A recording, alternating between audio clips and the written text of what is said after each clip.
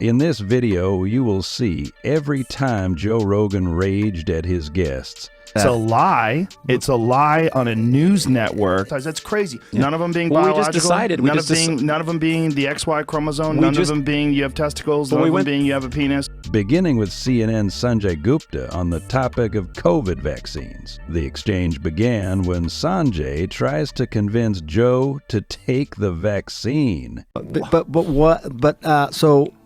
So for you, Joe Rogan, yes, I would say you've had it. Yes. So now get one shot of the vaccine. No. Why not? Because I have better immunity than I would if I was vaccinated.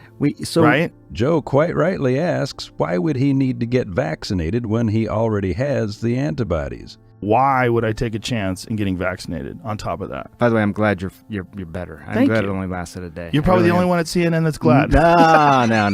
We're not. The rest of them are all lying about me taking horse medication. And we should talk about that. That bothered you. It should bother you too. They're lying at your network about people taking human drugs. Sanjay then tries to defend CNN, but Joe pushes back. It's a lie. It's a lie on a news network, and it's a lie that's a willing...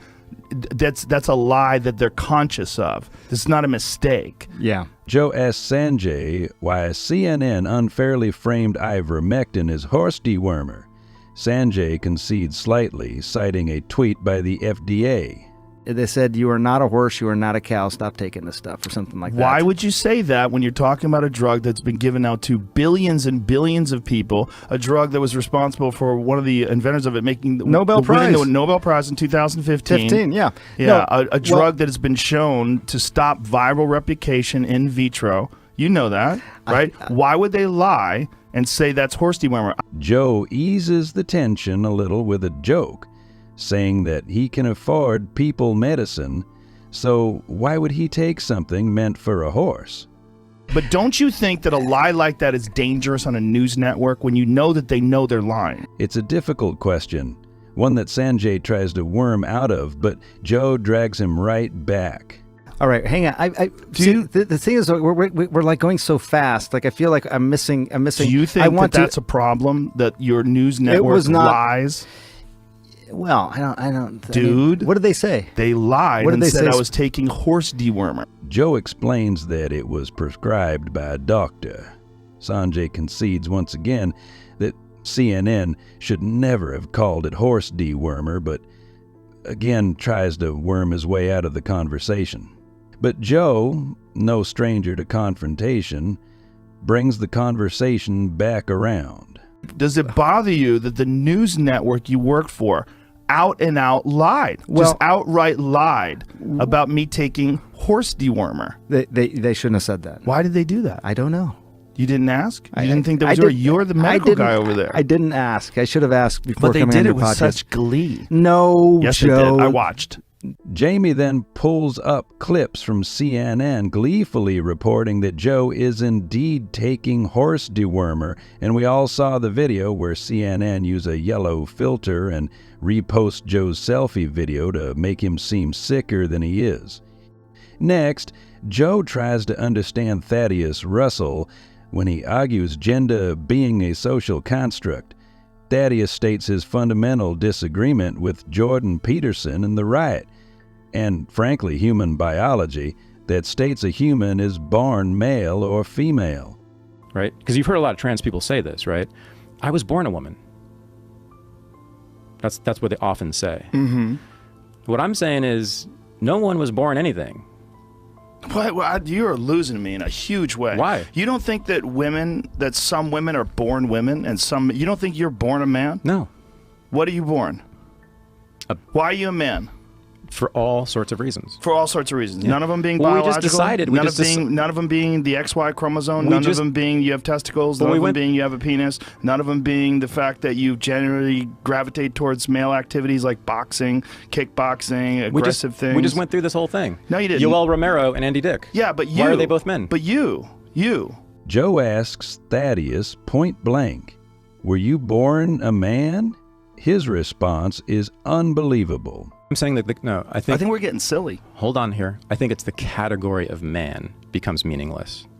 Does it? Yeah, we just did this, man. No, we didn't. We definitely didn't do Yoel this. Romero and Andy Dick are both It's a put in- broad category. The lines so get blurry broad. at the ends of the spectrum, and I think they cross over. The male-female lines do cross over when you get to that Kenyan runner and Andy Dick. Yeah, but that's I'm You saying. do. It's so broad that it becomes, to me, pretty damn meaningless. Well, the numbers are incredibly small at those crossover marks. Thaddeus reasons that because Yoel and Andy are so different, it's illogical to group them together in the same category. Joe counters by saying they're both men. Both can reproduce with women to produce offspring, but for Thaddeus, that isn't good enough, because some men are infertile. The concept of male can't depend on that definition. Anymore. Andy has children. He made does that them. mean anymore? He impregnated different women and got And babies there's from a them. lot of people called men who don't and can't. Okay, yeah, Can't. but that's rare. They were born Rarer, that way, by but the way. that's pretty rare. Not that rare. Oh, it's very rare. So that's one characteristic. But hold on a second. You're making it as if it's a really common thing. so an The incredibly vast majority of males with the XY chromosome who have penises are capable of impregnating a female with an XX chromosome. I mean, and the male was born a male, the female was born a female. right. But, so what do you mean that you aren't born a man or you aren't born a female? Thaddeus then waffles about characteristics and even uses race as an example. But Joe doesn't let him get away with it and asks him, quite reasonably, about the sex of animals. Well, why do we do it with animals? When you have a male dog and a female dog, isn't there a male thing. dog and a female dog? You don't Inventions. believe there's a male dog and a female I'm just saying dog? it's inventions. Now hold on. So before you get, But it's not before an you think I'm- invention. Yeah, no, it is, of course. But it's not an invention. One of them has a penis and testicles. yeah, It's yeah, a male. The thing we see, we call it a penis. Thaddeus, still trying desperately to cling on to any resemblance of logic, uses dog breeds as some kind of evidence for difference. But Joe narrows the question, asking him about one particular breed. Yeah, let's just same say principle. Dobermans. Uh-huh. Male Dobermans and female Dobermans, right? You can't, sure. like, if you go to buy a male Doberman and the guy gives you a female Doberman, he goes, oh, but she identifies with being a male. It's just an invention, man. This is a male. But- she's a male. You can't disrespect her by saying she's not a male. Are- You would say that guy's crazy and you want your money back. Are there any two females who are identical? Two female what? Anything? I mean, if you have a No. really good breeder, you can get pretty goddamn close if you're talking about dogs. No. There are no two organisms that are identical. Certainly They're not. not Certainly identical not. down to the hair. Yeah, No, you got me on a well, technicality, but so you can still then- categorize them as XY Sure. or XX chromosomes, Sure. no? Thaddeus tries to argue that all gender definitions are inherently negative and suggests we should do away with them when we talk about humans. He then tries to categorize typical masculine characteristics, to which Joe asks, Which things are those? Be all the attracted things to that, women. whatever it is that you characterize as being male, right? But that's so common with males. What is? Being attracted to women, Oh, really? engaging in Oh, sex really? with women. Oh, really? Yes. Have you heard of gay people? Yes, it's a small percentage you of the mean? population of men.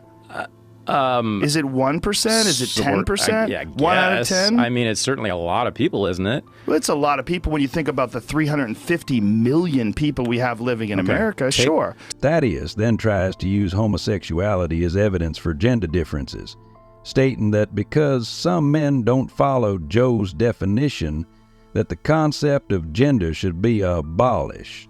Well, I don't know. I've personally known many men who you would consider straight, who identify as straight, who have done something with men. You're still talking about a man who's having a sexual exchange with another man. Like, you can be sexually attracted to another man. It doesn't mean that you're both not men. So do you think homosexual men are men? Sure. Why? Because they're male. They have a penis. They have XY chromosomes. So they can get a woman pregnant if they wanted to. Okay, they so- can donate their sperm to their lesbian pals, and they can all So have then you babies just together. eliminated one of the characteristics that you previously said was male. No, which is attraction to women. Most men, are attracted to women, but a good percentage of them are gay. I mean, this is not like complicated stuff. They're still men. One of Joe's most viral moments happened during a discussion with Michaela Peterson, While discussing exercise, Michaela states this. From like my perspective, I've seen my dad, and he was very like, you can see from the videos from 2014 before he started going low carb and everything, he was carrying about 50 extra pounds. Right. And he didn't exercise. And he didn't have enough energy to exercise. That's not but true. But it didn't look that's like not true. that. That's not true. He just didn't do it. No, I don't believe that. But when you say he didn't have enough energy to exercise, did he walk around? Well, yeah, Did but he you can walk to- drag yourself through things. And you can drag yourself through an exercise routine. You can. Oh, you most certainly can. You most certainly can. You don't have to do a lot. You just have to do something. Joe tells her that you can do anything to exercise. You can walk up hills, jump rope, swing a kettlebell, or absolutely anything. But Michaela maintains that it was impossible for her father to exercise while suffering from his autoimmune disorder. To say you don't have enough extra energy to exercise, that's crazy. Can you walk to the refrigerator? Then you can exercise. I'm not saying that you have to run marathons. You can exercise, and everyone should fucking exercise. I agree. Everyone should exercise. But don't ever say, these people are so crazy. They want you to believe, I don't have the energy to exercise. God damn it. Everyone does. If you're alive, you can exercise. I believe that. Yet Michaela still maintains that Jordan couldn't possibly have exercised. Can you walk to the fucking refrigerator? Yes. Well, you can exercise. You don't have to do anything crazy. Just walk around the block. There's 80-year-old ladies who take yoga with me. They're fucking really old, and they're in there. They're going after it. They could easily say, I don't have the energy to do that.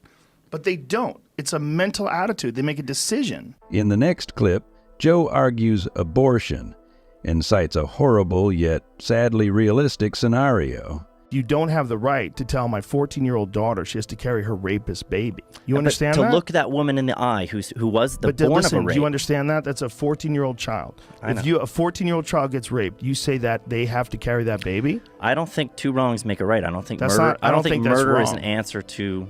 I don't think murder fixes a rape. What if we're talking about an abortion when the fetus, like literally, it's like 6 weeks, 4 weeks, 3 days? What if she just turned positive? Just now, positive for pregnancy. I just disagree that. What if it just happened today? You can like draw a line on when. You can't. Like, once life has begun, I don't think you draw lines. At the very moment. Joe points out the huge flaw in the abortion debate, particularly among evangelical Christians and Catholics. The question is, when exactly does life begin? A secular argument against abortion can be made quite reasonably, but his guest argues from his Christian worldview. Do you think that once the conception happens, there's some sort of a miraculous event, like at the very moment? Like you could literally get to the point where the sperm cracks the egg. If you could scoop that egg out right there, would that be abortion? Well, I mean, at some point you're going to have to say there was a magic moment that happened because you believe that we eventually become valuable humans, right? Well, listen, where's the moment where you think the magic happened? But in the end, Joe comes around to his guest's reasoning and acknowledges how difficult of a question that is to answer. These are euphemisms that we use. You know, we use the word healthcare. We're talking about a procedure that ends an innocent human life, and we're calling it healthcare? That's like calling rape lovemaking. And this is why it's such a human issue, because I see what you're saying. Life is valuable. Like, yes, and people almost were the victims of abortion, and they weren't. They went on to become these amazing people, and we would have lost them. Sometimes it's a failed abortion. Like there's people who've survived like a saline abortion, and they're damaged as a result of it, but they lived.